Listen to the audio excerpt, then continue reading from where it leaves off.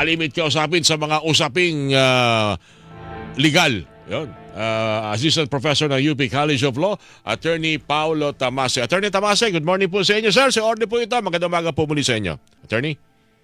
Good morning, Orly, Mhm. at sa iyong mga tagapakinig. Maraming salamat sa muling pagpapa-unlock. Mahalaga mga issue ho kasi itong kinakailangan nating pag-usapan. Hindi natin necessarily interview ito na sagot. Pero siguro pwedeng parang palitan lang at reaksyon natin mga taga-subaybay ating bigyan daan.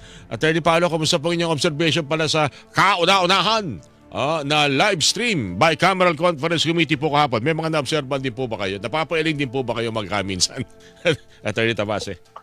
Well, siguro ko kasi sa dalas po ng nakakapanood po ng House Hearing. na proceeding, no, hindi at ng Senate proceeding, hindi naman po masyadong nakakabago, no. Pero on the whole, maganda kong first step yung transparency na iyan, no, kung babalikan natin yung flood control issue. At yung mga corruption scandal kasi natin, nagsisimula sila doon sa pagtatago mula sa publiko. So, bagaman first step pa lang, first day pa lang naman, no, parang maganda siya na nahakbang para sa mas pinaigting na pananagutan sa gobyerno.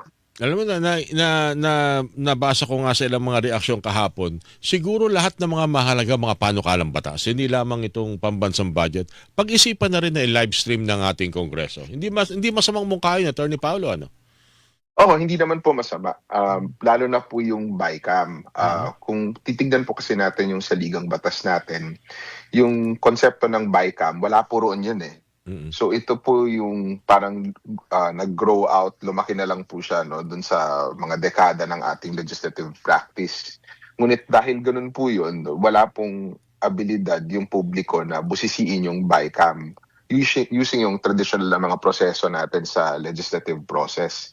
Like yung mga committee hearing at ganon. So maganda ho na i-open yung proceeding. In fact, kung titignan ho natin yung mga naging unang BICAM naman noong nakaraan, no, hindi po ngayong kamakailan, open pa rin po yung proseso eh. But with live streaming at lahat nitong mga advantages na to, maganda po na makita din ng publiko kung ano yung legislative process, kung paano ba ginagawa yung mga batas nila.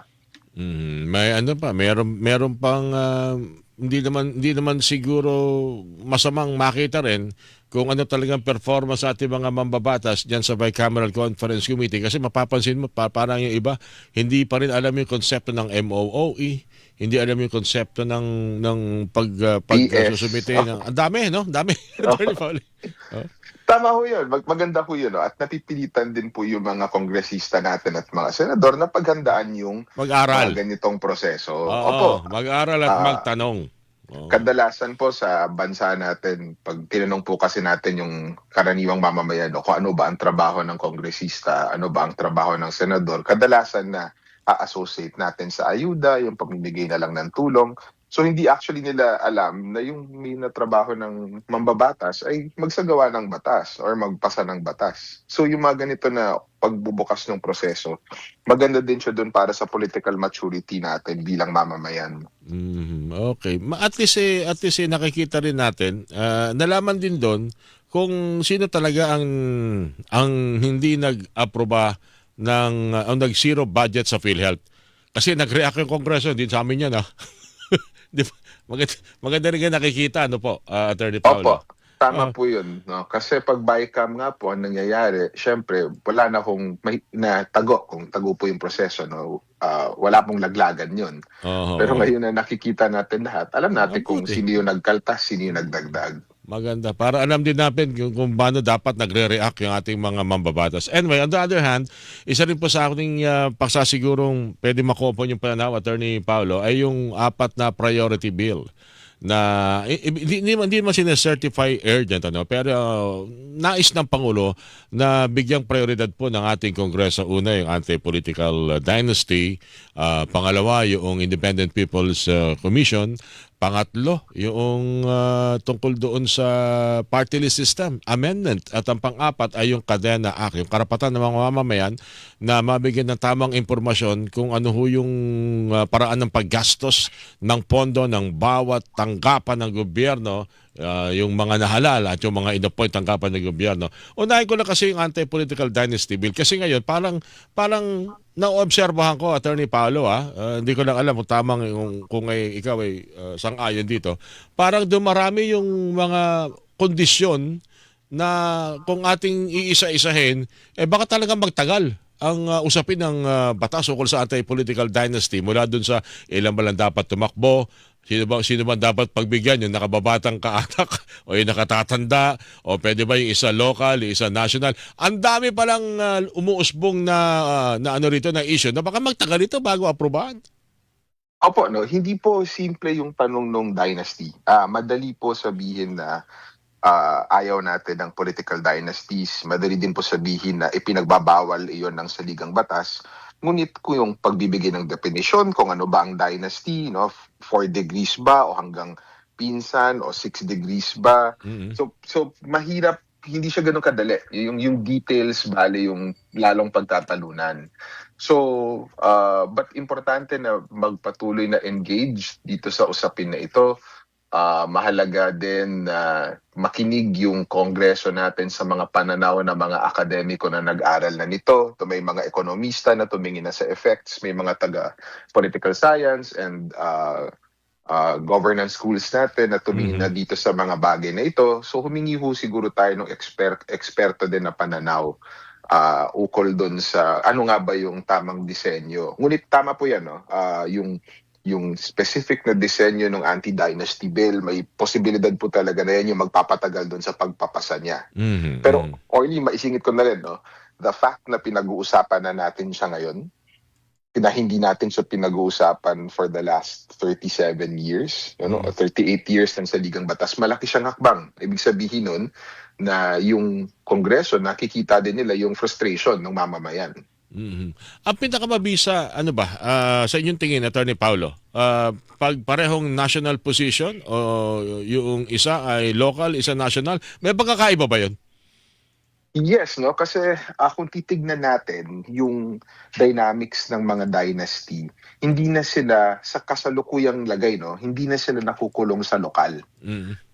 Nakikita niyo yung mga magkakapatid sa Senado or nakikita Oo. ninyo na yung Kongreso, yung posisyon ng kongresista is hindi actually yan lokal na posisyon, national position yan. Mhm. Pero kamag-anak niya yung mga mayor or kamag-anak niya yung mga gobernador. Opo. So, kailangan tignan yung sinasabi ng mga nag-aaral dito, no, na may fat dynasties, may thin dynasties, kailangan tignan pareho yun. Yung fat, yung kung saan-saang posisyon na sabay-sabay naghahawak. And I think walang sense yung dynasty prohibition kung hindi mo titignan yung local at yung national. Mhm. Yung thin naman na parang tinutulig sa, I think, doon sa proposal nila ni Majority Leader Marcos, no? Parang yun yung sunod-sunod, yung humahawak ng parehong posisyon. So kailangan tignan pareho yun. Yun talagang pag-alis ni tatay, si Mrs., si nanay. Pagkatapos si nanay, si kuya, si ate, si bunso. Tapos pag wala na, ubus na, yung extended family, yung anak ni number 2. Bayan, or you know, so, Yun na yung pero nangyayari, no? oo, ina-highlight po nito na hindi din po ganun kadali yung issue ng dynasty kasi kung babawalin nga po sila, sino po yung papalit? Sino yung papasok dun sa puwang? So, buti sana kung demokratiko talaga yung pamimili nung sino ang papalit. Ngunit ang mangyayari dyan, kung titignan naman natin yung experience ng ibang lokal na pamahalaan, ay usually mga kaalyado lang din o driver ni ganito, dati niyang kanang kamay, yun din ang pumalit, na parang nagpatuloy din yung dinastiya. So kailangan sabayan niya ng political party reform. Yun May yung magkasama. Yun, binanggit niya yan. Diyan papunta susunod kong tanong kasi may nakausap ako kahapon. Kung ang ipinairal sa isang bansa ay matibay na party system, wala tayong pinoproblema na pagkatapos ni nanay si tatay, pagkatapos ni tatay si kuya, then si nanay uli, palipat-lipat. Kung merong matibay na political party system na sila nagdidesisyon kung sino tatakbo sa isang lugar, sa departamento, tatakbo sa national, tatakbo sa local positions, wala tayong problemang ganito. Kasi sila mismo, alam nila kung paano pairalin ang hustisya at paano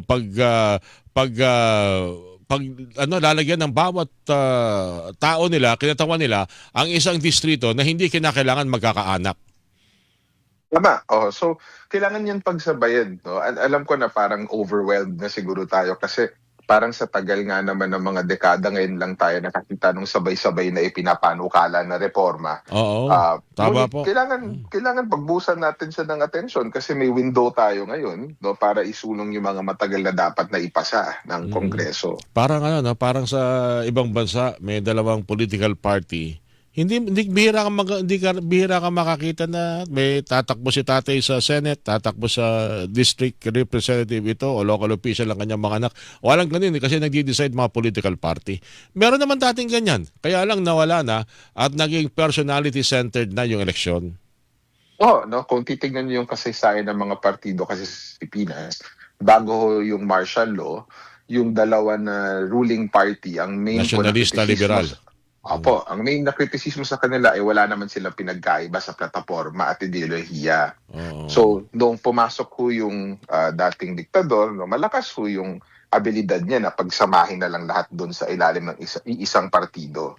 So, Mhm. yung response naman ng 87 Constitution ay complete polar opposite, buksan yung buong sistema. So ang nangyayari ngayon, 'di ba, kung mapapansin mo yan pag may bagong presidente, nagtatalunan ng partido, lilipat ng partido yung mga tao. Kaya Mm. napahina lalo yung sistema. So Ah. maganda tignan yan, no? Kailangan tignan yan kasabay nung dynasty reform. Maganda. Pag-usapan lang kung ilan, kung two-party o three-party o kung ilang party. Huwag na sosobra sa apat. Pag masyado ng marami, baka naman perya na mangyari. Attorney Paolo, Oo, ano? kailangan lang po siya balansahin na hindi din po kasi natin pwede ilimita yung number. Delikado din po yung Oo, ganung pero sistema, no? tama ang sinasabi nyo. May political party nga, wala naman kayong paninindigan, wala kayong ideolohiya, wala kayong prinsipyo, wala kayong form of government na gusto nyong isulong, para lang tayong bumuo ng isang grupo na pwedeng ilaban sa basketball, pwedeng ilaban sa volleyball, walang direksyon, Attorney Paolo.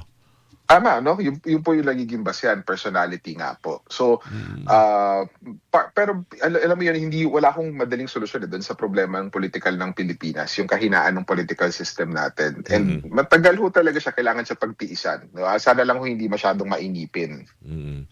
Okay, nako, dami ko pang gustong itanong.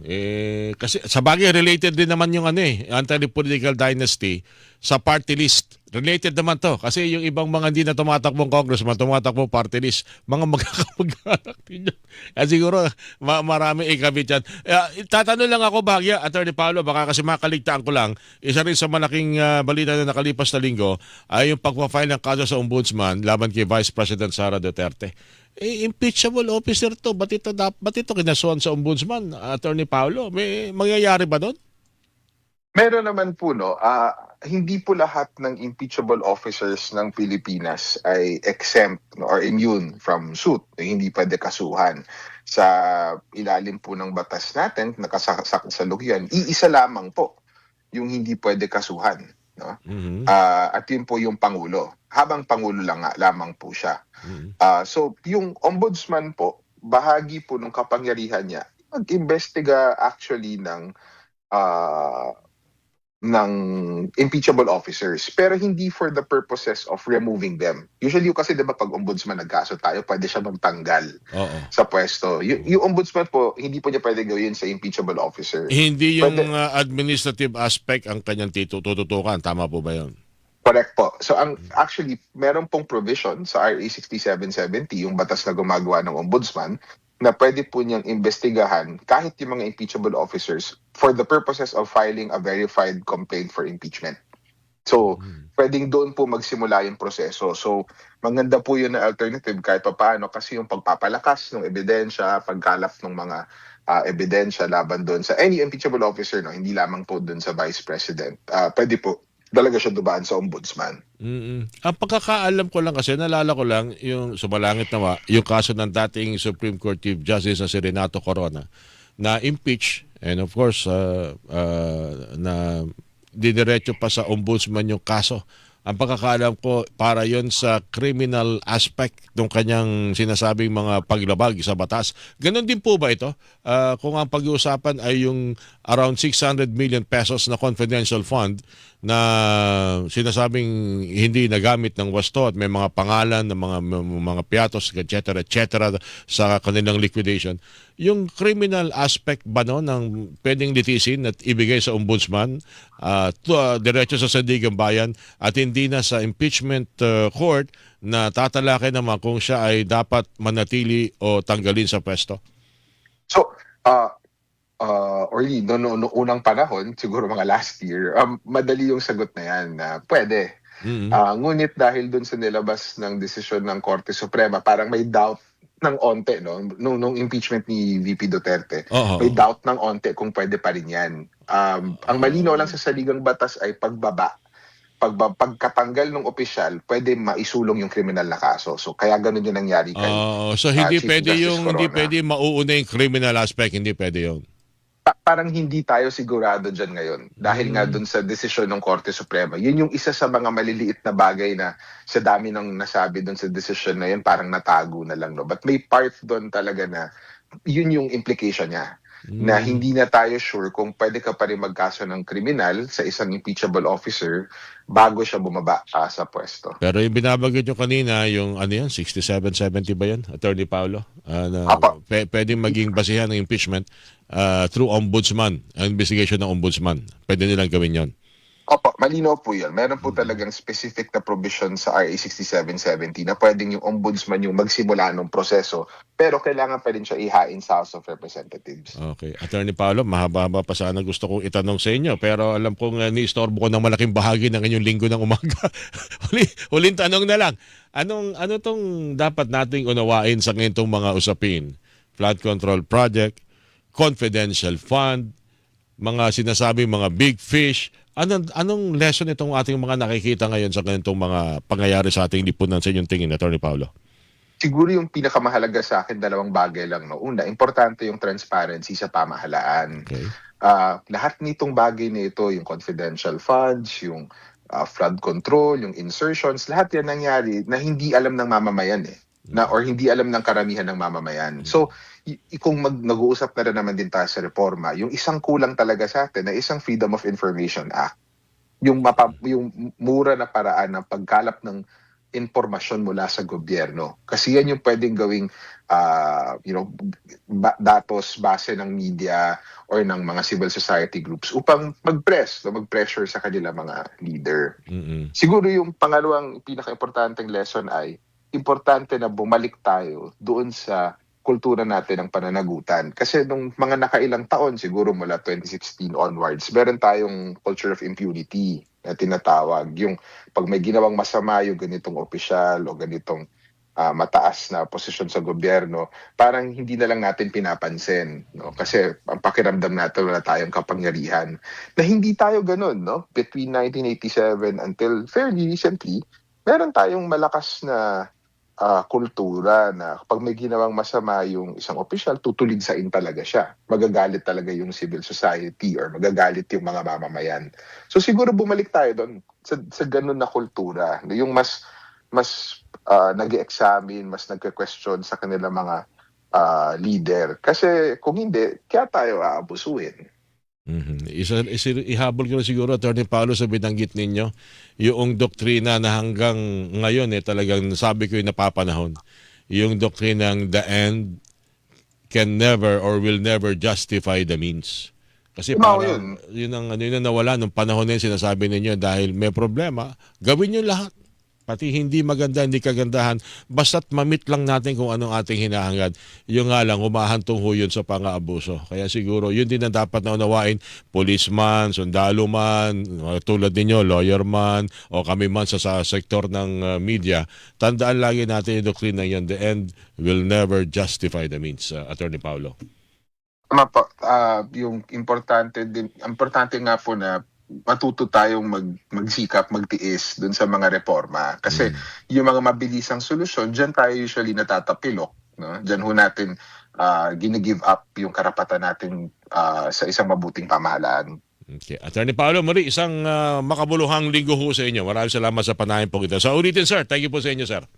Maraming salamat din po. Magandang umaga. Assistant Professor sa UP College of Law, Attorney Paulo Tamase, ang inyo pong napakinggan. 6:28 na ho ng